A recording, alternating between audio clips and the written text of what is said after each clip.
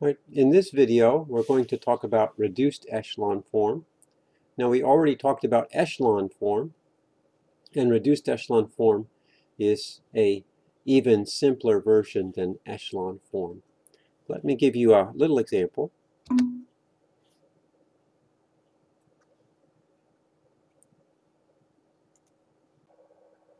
Okay, here's the simple example of reduced echelon form. Here's a matrix in ordinary echelon form. I didn't put the zeros in, but there's a zero here, here, and here. Notice the stair-step form of the matrix. Leading entry, zeros below. Leading entry in this column, zeros below, and so on. Now, to get to reduced echelon form, there are some additional operations that need to be made. And I show the operations here and here. And the final result is a matrix that has the same stair-step form. Every row is 1. Furthermore, the leading entry is the only non-zero row in each column. Right, so those are the two characteristics of reduced echelon form that we'll talk about in subsequent slides. The way to get to reduced echelon form is using Gauss-Jordan reduction. And here we go, doing some examples. We start with elimination operations to get echelon form. So you should be familiar with these steps. Just to remind the convention of these lectures, when you have a row operator, mentioned is the row that's replaced. So in this operation, minus 2 row 1 plus row 2, that's replacing the old row 2. In other words, this row here goes to this row here, which is obtained by this operation. Right, so we have these operations acting on the equations, and we have our characteristic stair-step form for echelon form. Okay. Now, instead of doing back substitution, you can continue to do row operations. And as I mentioned, one of the things that we want to do is make all the leading entries 1. In this case, only the second row has a leading entry that's not 1. So we need to divide by minus 3. That's the first step. And then we use the leading entries to eliminate upwards until we can read off the solution. What do we mean by eliminate upwards? Well, there's a y in the first equation and in the second equation. I can eliminate the y in the first equation by adding a multiple of the second equation to the first equation. Right? Furthermore, I need to eliminate the z from these two equations. So you should think about this as eliminating the z first from these two equations, and then eliminating the y. This step here accomplishes the elimination of z. You can see if I take row 3 plus row 1, that's going to take this, row 3 has a z, row 1 has a minus z. If I add them together, I get this 0. So this operation eliminates the z from the first equation. This operation eliminates the z from the second equation. I still need to eliminate the y from the first equation. That's my next step. And we have a system where we have leading ones in each row, and the leading entry is the only non-zero entry in the column. And we can just read off the answer, x equals 1, y equals 3, z equals 2. Okay, using one entry to clear out the rest of the column is called pivoting on that entry. Okay, now let's do the same thing using matrix notation. We don't need to write all of the variables. We can just write down the corresponding matrix. Okay, so if we think of this as a matrix, let's see what we have to do here. In usual elimination, when you find the echelon form, you're going to first eliminate all the x's below the first x. That's the first thing we want to do. We want to get zeros in the first column below the first non-zero entry. And that's accomplished here using this row operation. After that, we're going to want to make all the entries in the second column 0 below this leading entry in the second row. And that's what this row operation accomplishes. Now notice that we have our stair-step form for the first two columns. All right, so we now have echelon form. Now we want to do the additional operations to get reduced echelon form. We make all the leading entries 1, and then we'll go back and pivot. All right, so to make this leading entry 1, that's this row operation here, gives me a leading entry 1. If I want to make this leading entry 1, that's this row operation here.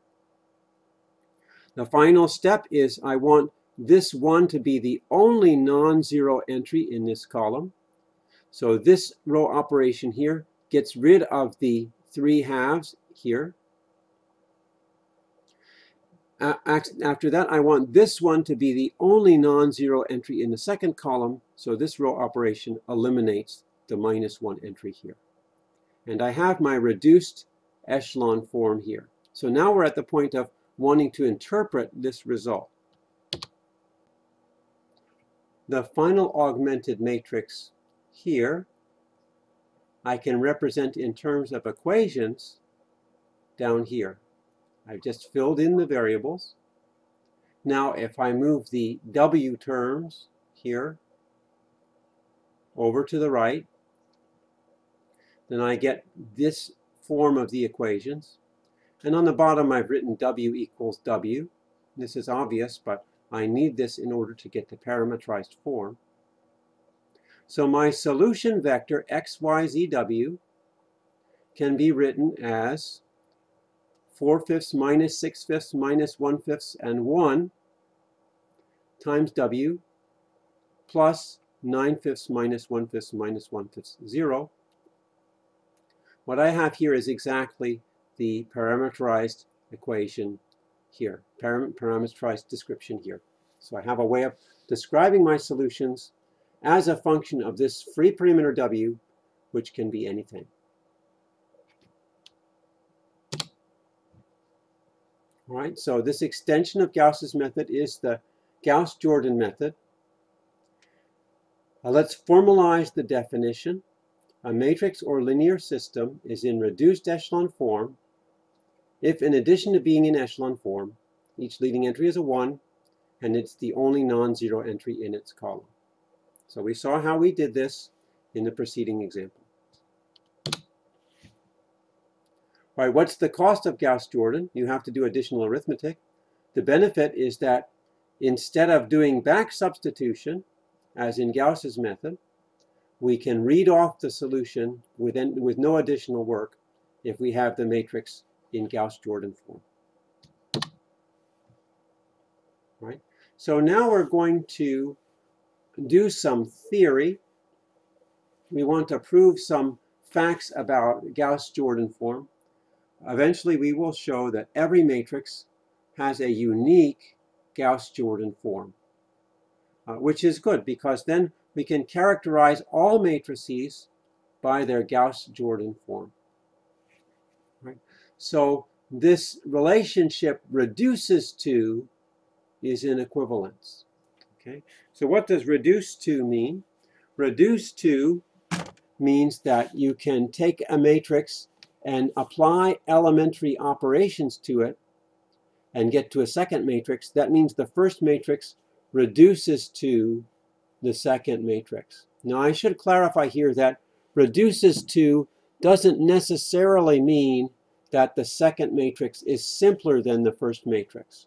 Reduces to, in our definition, simply means that one matrix can be transformed into the second matrix by a series of elementary row operations. All right, in order to prove this, we first want to show a lemma. Lemma is kind of like a helping theorem. And this lemma says that elementary row operations are reversible. Actually, there was a problem in an earlier chapter that asserted this. And we can see the proof here. If I get my act together. Just give me one moment. Okay, and so the proof in words is here and is summarized here. Let me just follow this summary. This elementary row operation of swapping rows is reversed by swapping the same two rows again. So swapping rows is reversible. This elementary row operation of multiplying a row by a constant is reversed by multiplying the same row by the inverse constant. Okay, so this operation of multiplying a row by a constant is reversible. This operation of multiplying a row by a constant and adding to another row is reversed by taking a minus constant times the same row and adding to the corresponding row. The third case requires that I is unequal to j, but you need I unequal to j in order for this to be a valid row operation. All right, so we have shown that elementary row operations are reversible. We say that matrices that reduce to each other are equivalent with respect to the relationship of row reducibility. Equivalent doesn't mean exactly equal, but it means in some sense they can be identified with each other.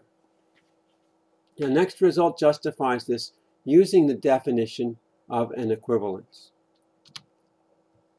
Okay. Here's another helping theorem that between matrices reduces to is an equivalence relation. Now you can go to the appendix, and the appendix talks about equivalence relations. I'll make a short video about that as well. That's material from discrete math that you may have learned in your discrete math class. Okay. The conditions for an equivalence relation are, there are three of them. One is reflexivity, one is symmetry, and one is transitivity. And if you don't know what I'm talking about, please go to the appendix and read that and watch my video on equivalence relations. All right. So we need to check these three things. First of all, if reduces to an equivalence relation, then any matrix must reduce to itself. Second of all, if reduces to is an equivalence relation, it means if A reduces to B, then it must always be true that B reduces to A.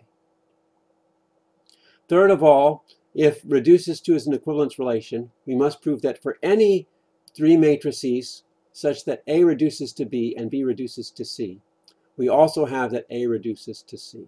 So three conditions that we must check in order to verify that reduces to is an equivalence relation. Okay. For reflexivity, any matrix reduces to itself in zero many operations. Okay, so no operation at all is also considered as a reduction. So A is reduced to itself. Okay, the relationship is symmetric by the lemma previous. If A reduces to B by some row operation, then B reduces to A by reversing the same operation. Okay, so we can go from one matrix to another by reversing all of the operations one by one. We can go from the second matrix back to the first matrix. All right. For transitivity, suppose that A reduces to B and B reduces to C. So we just follow the steps of reducing A to B and then follow those with the steps reducing B to C, and that gives us a sequence of row operations that reduces A to C. So that completes this lemma, that reduces to is an equivalence relation.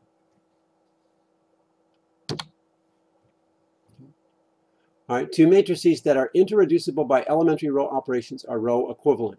Okay, so we're just saying that if one matrix can reduce to another, it's row equivalent to that other matrix, and vice versa. All right, the diagram below shows the collection of all matrices as a box. All right, so here's the set of all possible matrices.